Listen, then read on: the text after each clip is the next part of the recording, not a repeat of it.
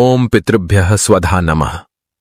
मित्रों, प्रातःकाल या श्राद्ध के समय दक्षिण दिशा की ओर मुख करके पितरों का स्मरण करते हुए जल में तिल मिलाकर इन मंत्रों का उच्चारण करें। जीससे पितृदेवों की कृपा प्राप्त होती है और घर में सदा ऐश्वर्य और समृद्धि बढ़ती है।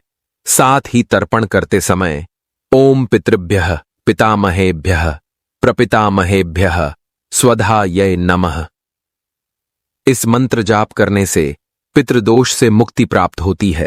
तो चलिए मित्रों, आज हम पितृपक्ष की महान कथा सुनाने जा रहे हैं। कहा जाता है कि इस कथा को सुनने से समस्त प्रकार के पितृदोष समाप्त होते हैं।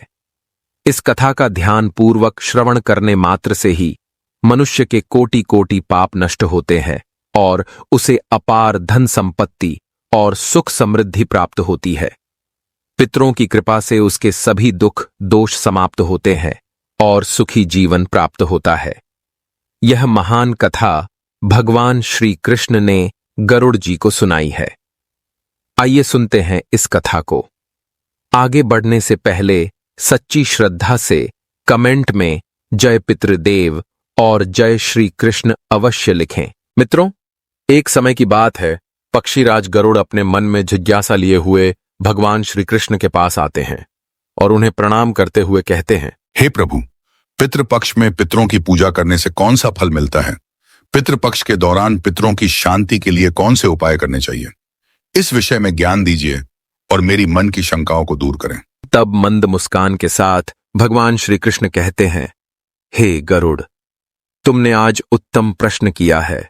तुम्हारे इस प्रश्न में समस्त मनुष्य जाति का कल्याण छिपा हुआ है।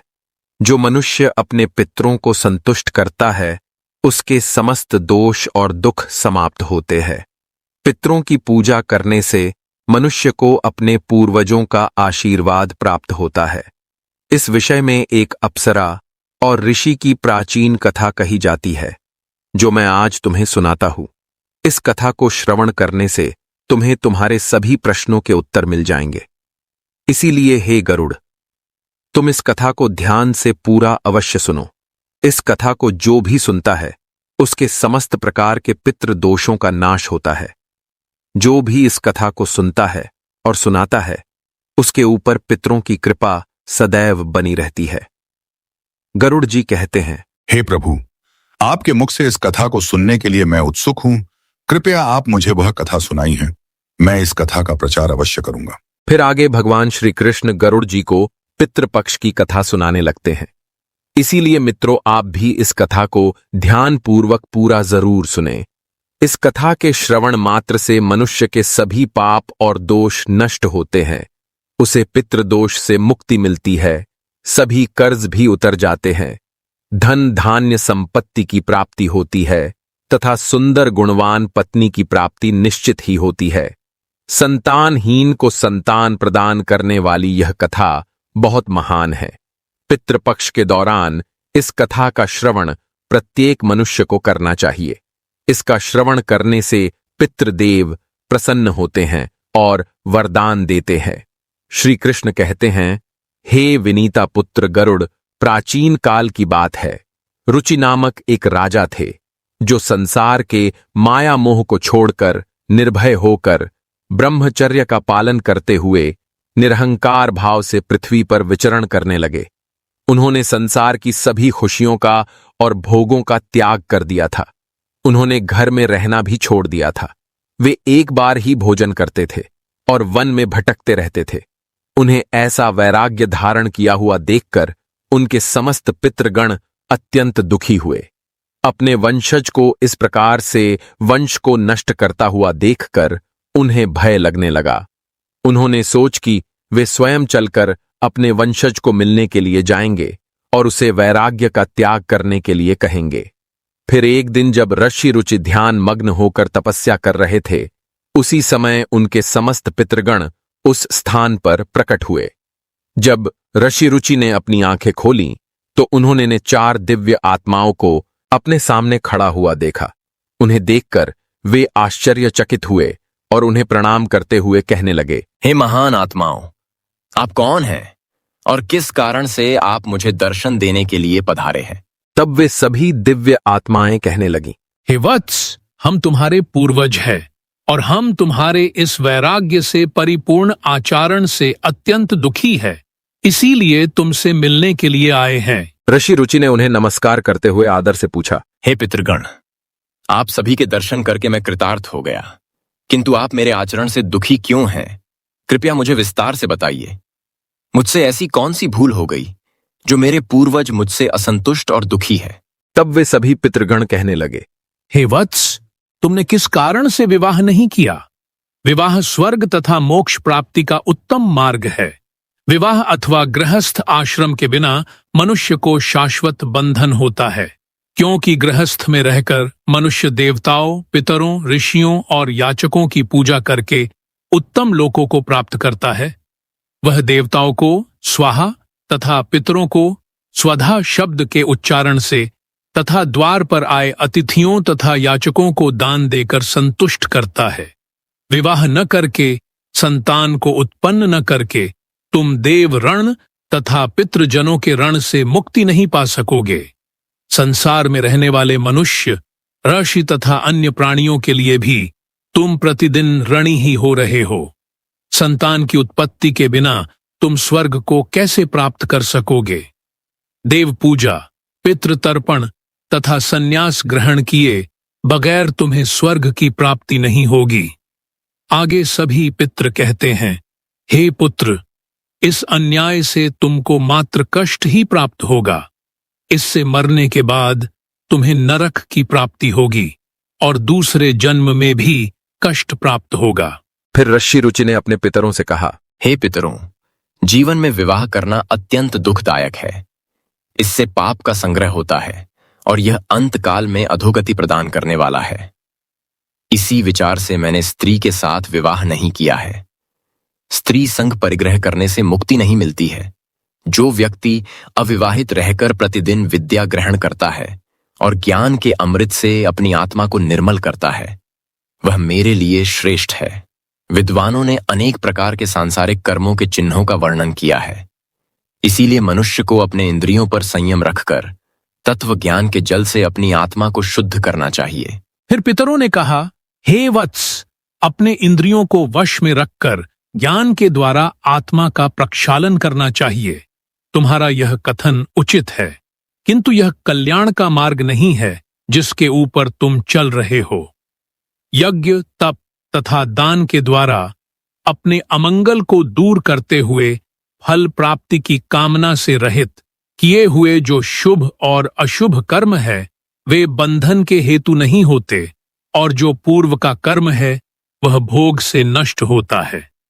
पूर्व जन्म का जो पुण्य कर्म है वह सुख और दुख को भोगने से निरंतर नष्ट होता रहता है। फिर रुचि ने कहा, हे पितामह आदि पितृगण, वेदों में कर्म मार्ग के प्रतिपादन के द्वारा अविद्या और माया की परिपुष्टि की गई है। इसीलिए आप सब मुझे क्यों विवाह करके उसी मार्ग पर चलने के लिए प्रवृत्त कर रहे हैं? पितरों ने कहा, हे वत्स, कर्म के द्वारा जो कुछ किया जाता है वह सब अविद्या है। ऐसा जो तुम्हारा कहना है वह झूठ नहीं है, किंतु विद्या की प्राप्ति करना भी एक प्रकार का कर्म ही है। शास्त्रों में जो विहित कर्म है, सज्जन पुरुष उनका उल्लंघन नहीं करते।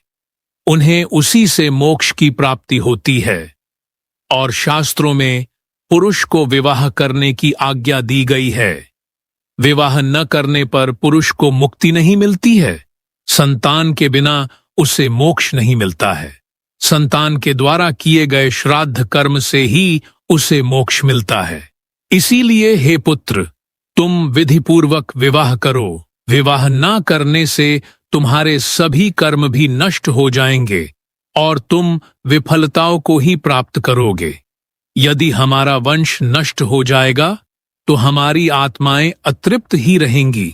विवाह करके संतान उत्पन्न करके ही तुम अपने पितरों को संतुष्ट कर सकते हो। श्री कृष्ण कहते हैं, हे गरुड़, इस प्रकार से अपने पितरों के वचन सुनकर ऋषि रुचि को दद्दी ग्लानि हुई। इस पर विचार करते हुए उन्होंने विवाह करने का निश्चय किया। फिर ऋषि रुचि ने अपने पितरों से कहा, हे पितृगण, अब तो मैं बूढ़ा हो गया हूं कौन मुझे अपनी कन्या प्रदान करेगा? वैसे भी मुझ जैसे वृद्ध अकिंचन व्यक्ति के लिए विवाह करना अत्यंत कष्ट साध्य है। फिर पितरों ने कहा, हे वत्स, यदि तुम हमारे वचनों का अनुपालन नहीं करते हो तो निश्चित ही हम सभी पितरों का पतन हो जाएगा और तुम्हारी अधोगति हो जाएगी। इतना कहकर सभी पितृगण देखते ही देखते अदृश्य हो गए। श्री कृष्ण कहते हैं, हे गरुड़, पितरों के द्वारा ऐसे वाक्य सुनकर ऋषि रुचि मन ही मन अत्यधिक व्याकुल हो उठे और अपने पितरों की मुक्ति के लिए विवाह करने का विचार करते हुए कन्या को खोजते हुए पृथ्वी लोक पर विचरण करने लगे, किंतु उन्हें कहीं पर भी कन्या की प्राप्ति नहीं हो सकी।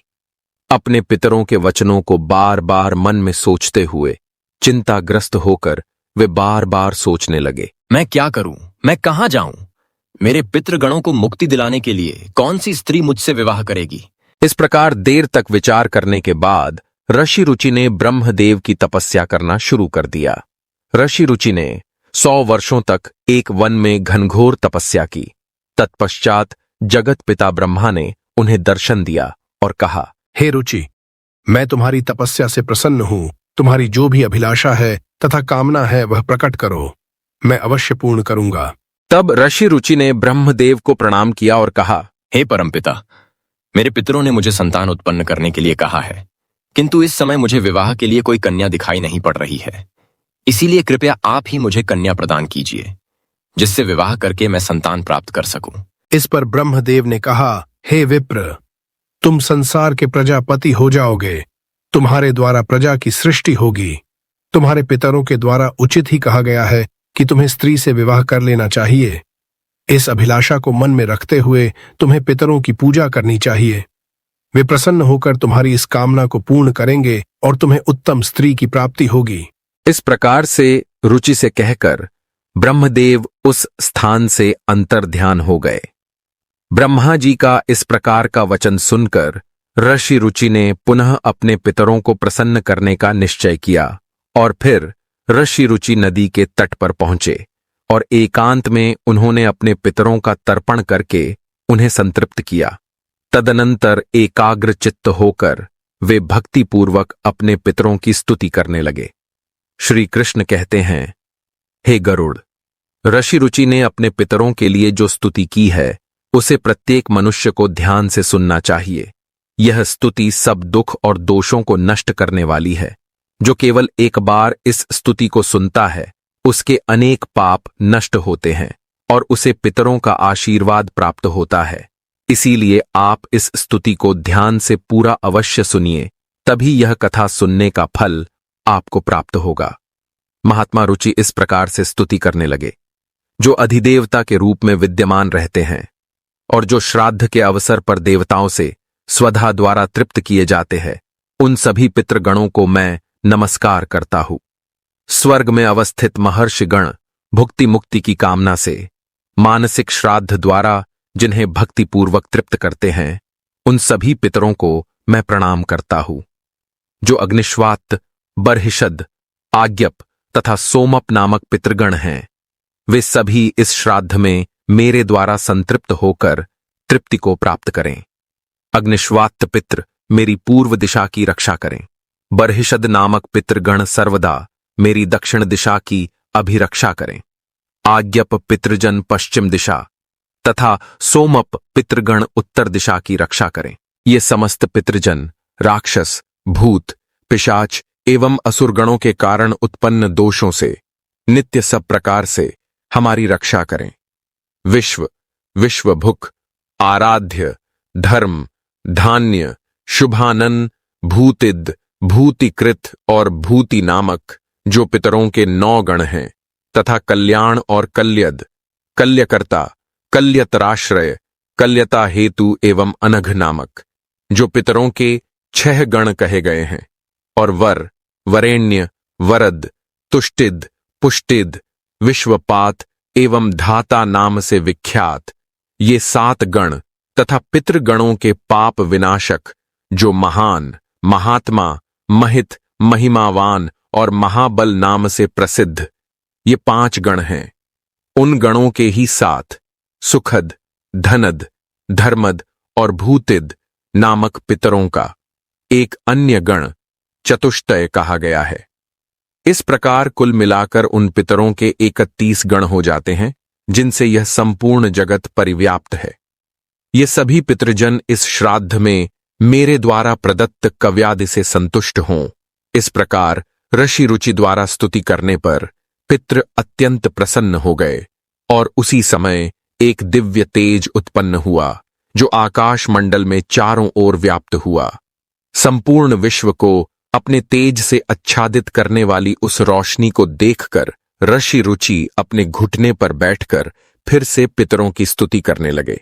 रुचि की स्तुति सुनकर पितृगण बहुत प्रसन्न हुए और वे उनके सामने प्रकट हुए। रुचि ने पुष्प, गंध और अनुलेप पदार्थों का उन्हें निवेदन किया था। वे सभी पितृ उन्हीं को धारण करके उसके सामने प्रकट हुए। रुचि ने भक्तिपूर्वक हाथ जोड़कर अपने पितरों को प्रणाम किया और निवेदन किया। प्रसन्न होकर पितरों ने कहा, हे पुत्र, तुम्हारी इस स्तुति से हम अत्यंत प्रसन्न हैं। इसीलिए अब तुम्हारी जो भी कामना हो वह निसंकोच होकर कहो। फिर नतमस्तक होकर रुचि ने पितरों से कहा, हे पितृदेव, ब्रह्मदेव ने सृष्टि की रक्षा करने के लिए मुझे प्रजापति बनाया है। इसीलिए मैं आपसे संतान उत्पन्न करने में समर्थ, गुणवान, चरित्रवान पत्नी की कामना करता हूं। फिर पितरों ने कहा, हे वत्स, इसी स्थान पर अभी इसी क्षण तुम्हें उत्तम मनोरमा पत्नी की प्राप्ति होगी और उसी से तुम्हें पुत्र होगा। हे रुचि, वह पुत्र बुद्धिमान बलशाली होकर रौच्य नाम से तीनों लोकों में ख्याति प्राप्त करेगा। उसके भी अतिशय बलवान, महापराक्रमी, महात्मा और पृथ्वी का पालन करने वाले बहुत से पुत्र होंगे। पितरों की कृपा से उसी समय उस नदी के मध्य से ही रुचि के समीप प्रमलोचा नाम की मन को प्रिय लगने वाली सुंदर श्रेष्ठ एक अप्सरा प्रकट हुई। उस श्रेष्ठ अप्सरा ने मधुर वाणी में महात्मा रुचि से कहा, हे तपस्वी श्रेष्ठ, वरुण के पुत्र महर्षि पुष्कर द्वारा मेरी एक अतिशय सुंदर कन्या उत्पन्न हुई है। मैं उस सुंदर रूप वाली मानिनी नाम की कन्या को भार्या के रूप में आपको प्रदान करती हूँ। से आप इससे विवाह करें। इस कन्या से आपको अतिशय बुद्धिमान मनु नाम का पुत्र होगा। गरुड़ जी कहते हैं, हे प्रभु, प्रमलोचा अप्सरा कौन थी तथा उसे कन्या की प्राप्ति कैसे हुई?